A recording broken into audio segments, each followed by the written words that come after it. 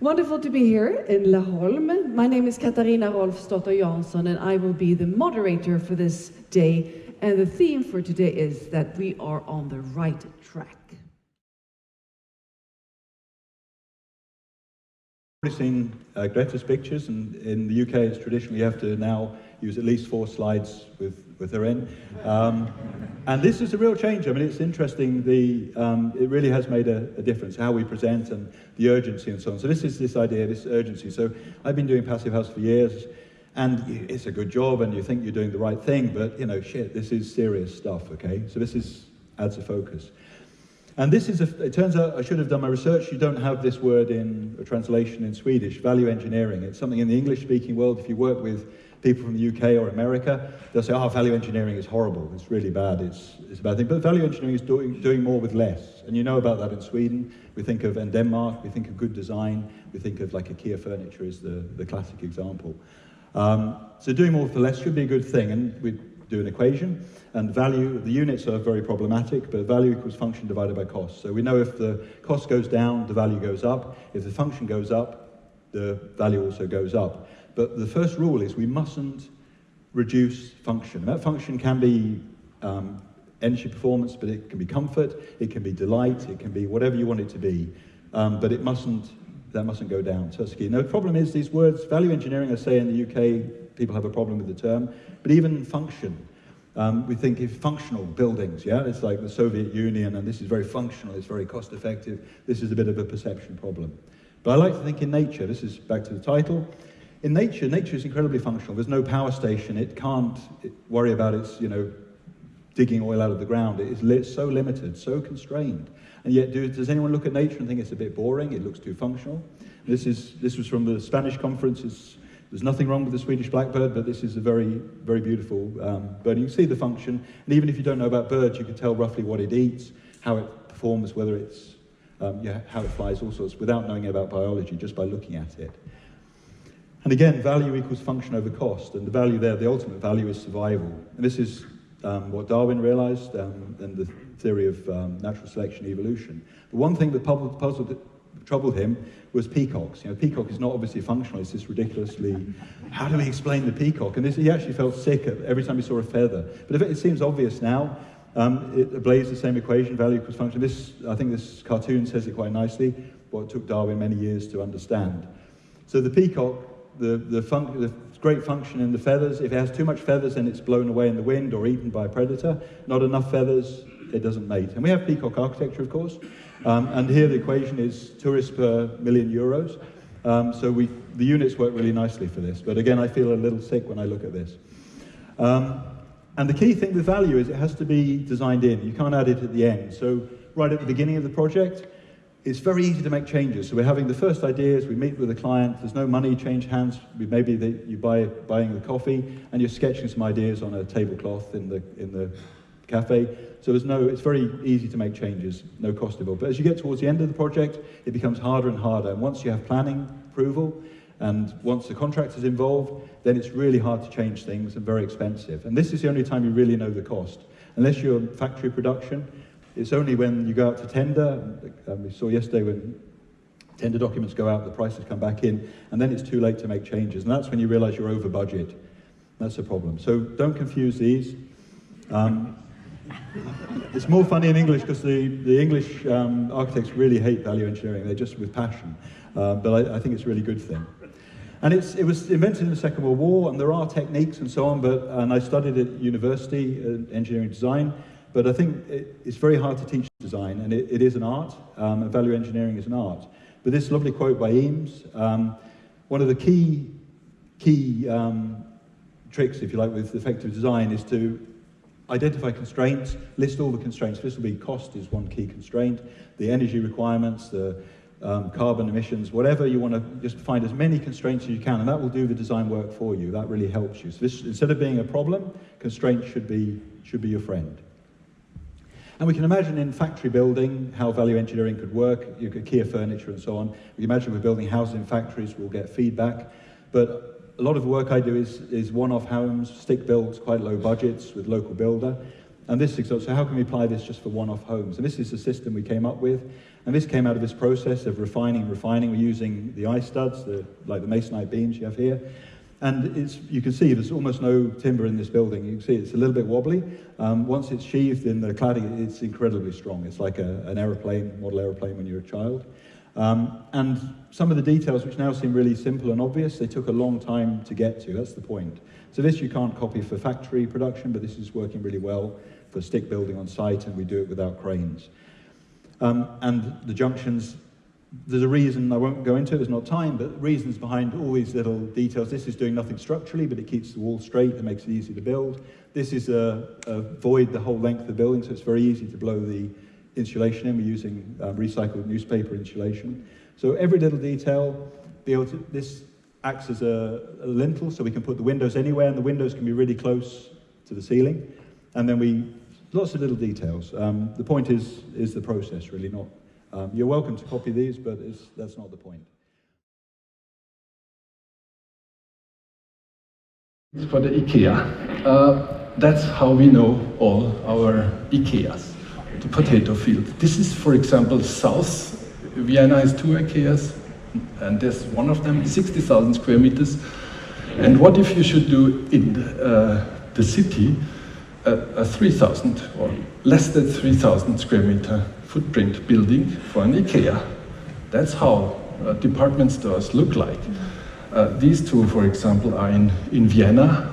This is David Chipperfield. I think they are all very, very closed, even with the big windows. It doesn't look inviting. So we saw that IKEA is a brand, very interesting, also a little bit on the way to, that's the chief sustainability officer of IKEA, on the way to something maybe better. In 2030 they want to be a little bit more sustainable. I hope we can believe it. That was what they told us in the brief, in the competition. It was a competition 2 years ago, 10 competitors. And so we said, okay, let's go for a building that can be maybe interesting in 2108. Why 2108? 91 years. Yeah, Ingvar Kamprad, from the day that was the competition, Ingvar Kamprad was born 91 years ago. So why not talking about these time periods? It seems so far, but why not? What does IKEA make in 2030? They want to really do the circular economy, take back, resell, repair. That's what their aim is.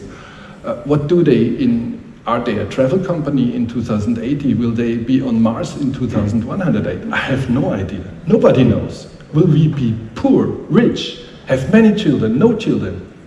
Who does know? So we have always to be a little bit flexible. And so this is a normal department store. Everything is within the envelope. So we said, can we offer a free space, and all is around? And that was just the scheme, the pictogram. It looked like that. That's the competition entry. And so it is, this is a typical floor plan. So everything is around, the elevators, the emergency stairs. And so why using these zones? These are the add-ons. We stick a little bit out, we can go out. Why having a balcony at a residential? Why not also when you go shopping to go outside a little bit? We have 2 floors of hostel with 345 beds and a roof terrace. And then there was this in the brief. We want to be a good neighbor. That was really in bold letters. We said, okay, is that a good neighbor? That is in Austria, built in 1980. Hundertwasser, the painter. A little bit kitsch, but we said maybe we can do something like that. And I show you what we then, right, here it is. So I have to start it somehow. Yeah, what if we blew away the existing building, and then what on that side, 50 by 50 meters, we could plant some trees. That would be for the neighbors the best, but we have to build. So lift it up and put it on the facade, the trees. So we have 160 trees on the whole building that would never fit on the site. We stepped back 4.5 meters from all borders of our site, and we have that roof, which is in the contract with the city of Vienna, that it has to be a roof that is open to the public without any obligation for consumption. You can bring your own six-pack, your bottle of wine, your chips, and you would be on top of that building. And I think that's also something you can deal today with if you do a building. This is the IKEA logo, and this will be very humble, just in gray. I think it's interesting how they changed their paradigm. It was a development from the IKEA of Austria. Sweden was refusing that for 2 or 3 years to do that building, but IKEA of Austria could convince the Swedish guys to do it. My name is Mattias, and I'm here to talk about our project in Visby, where we're developing a climate-neutral store, and why we're doing this, and how sustainability is integrated in our business model. So just a short background about Lidl. I think all of you have some kind of connection with the company. We're not so big in Sweden right now, so we have about 4% market share. But internationally, we're the biggest retailer in Europe, and I think the 4th biggest in all of Europe. So it's quite a big company, and we really recently opened in the US as well, 2017. So Lidl in Sweden, we have around 191 stores. We opened the last store actually yesterday in Sollentuna in Stockholm. We have 3 warehouses. And we have this goal in Sweden to be market leaders within sustainability.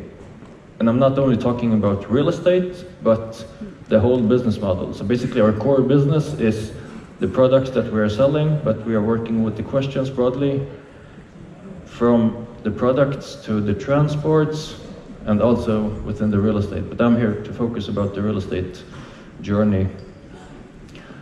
Here you can see real estate store development. So basically you can say we started building in Sweden 2003. I call it the easy little boxes. Basically we have like 100 of these store types, and then we have continued developing the stores throughout the years. And the main reason for this is that we are conceptual company, so we are doing this in the exact same way throughout the whole Europe. And the main goal when we started designing buildings was to make them easy to facilitate, and also to make them from an economic perspective very easy to handle.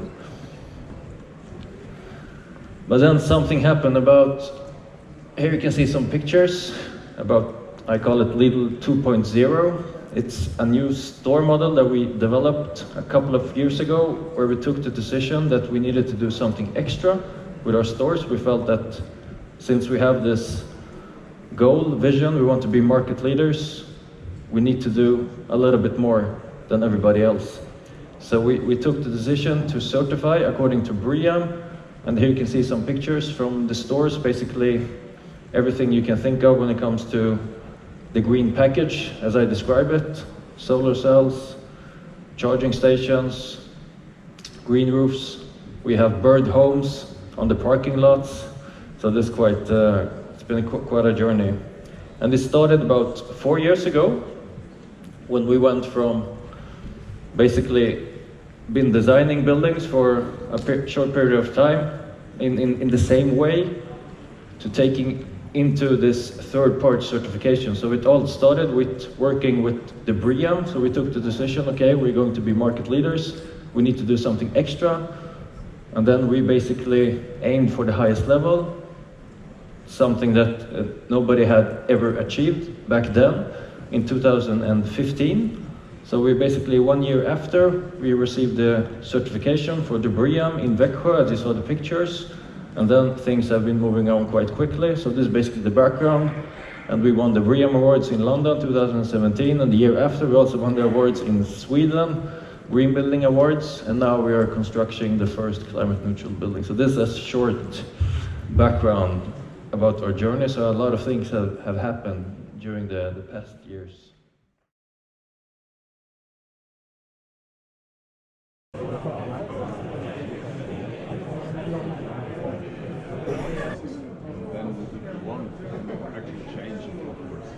Yeah, repair the walls.